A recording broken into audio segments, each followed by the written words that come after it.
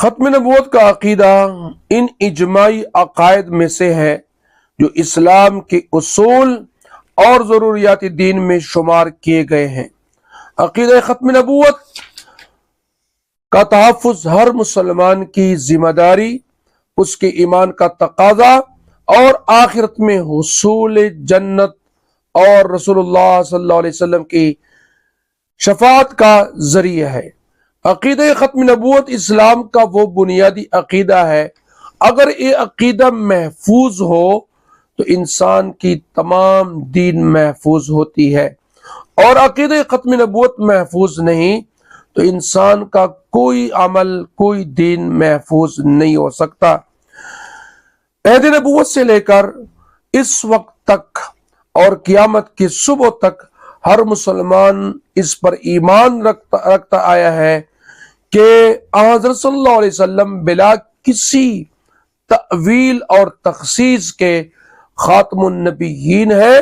قرآن مجید کی 100 آیات مبارکہ اور رسول اللہ صلی اللہ علیہ وسلم کی احادیث متواترہ 210 احادیث مبارکہ سے یہ مسئلہ ختم نبوت ثابت ہے۔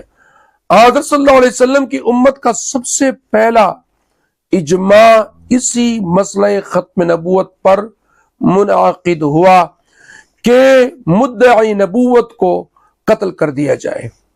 حضرت صلی اللہ علیہ وسلم کے زمانہ حیات میں اسلام کے تحفظ، دفاع کے لیے جتنی جنگیں اور جہادیں لڑی گئی ہیں، ان میں شہید ہونے والے صحابہ کرام کی تعداد 259 ہے، اور عقیدہ ختم نبوت کے تحفظ اور دفاع کے لیے اسلام کی تاریخ میں پہلی جنگ خلیفہ اول سیدنا ابوبکر صدیق رضی اللہ تعالیٰ عنہ کے عہد خلافت میں مسلمہ کذاب کے خلاف یمامہ کے میدان میں لڑی گئی۔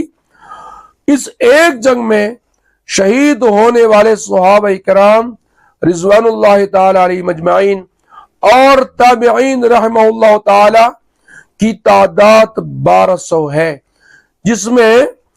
جن میں 700 حفاظ کرام اور قرآن مجید کے مکمل عالم تھے۔ رحمت عالم خاتم النبیین صلی اللہ علیہ وسلم کی زندگی کا کل کمائی اور گراں قدر اثاثہ یہی صحابہ کرام رضوان اللہ تعالی علیہ مجمعین تھی، جن کی بڑی تعداد اس عقیدے کے تحفظ کے لیے جام شہادت نوش کر گئی۔